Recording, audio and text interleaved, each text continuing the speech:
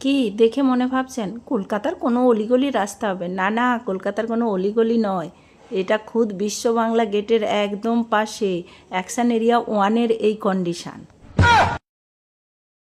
ওই দেখুন দেখা যাচ্ছে বিশ্ব বাংলা গেট, আর বিশ্ব বাংলা গেট থেকে আমাদের ফ্ল্যাট 500 মিটার। আর ওই ফ্ল্যাটের সামনে কিভাবে জল জমেছে দেখুন। সারা রাত বৃষ্টি হয়েছে, কখন হয়েছে কি হয়েছে জানি না, রাতে তো ঘুমাচ্ছিলাম, সকালে হাজব্যান্ড নিচে গিয়ে দেখে এই অবস্থা। আমি তো দেখিনি, অতটা খেয়াল করিনি।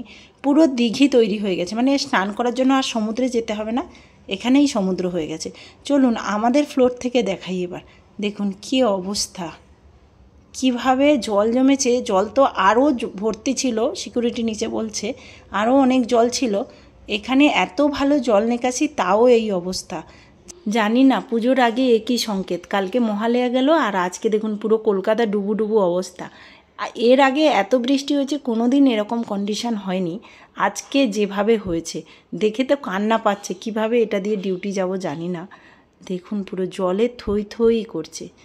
এবছর পুজো মনে হয় ভালো কাটবে না।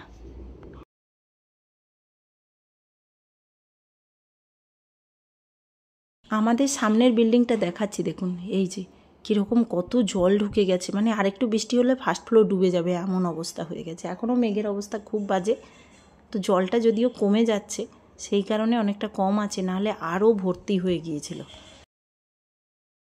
এখন নিচে এসেছি, আমাদের এই নিচেও পুরো নাকি জল ভরেছিল, এখন জল কমে যাচ্ছে, মানে জল নিকাশির কিছু একটা ব্যবস্থা করেছে। দেখুন কি অবস্থা, বাবা দেখে তো ভয় লাগছে।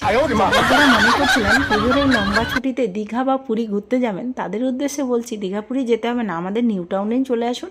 এখানে সি বিচ বানিয়ে ফেলুন, দারুণ প্লেস এবং সুন্দর জল চলে এসেছে, অসুবিধা হবে না।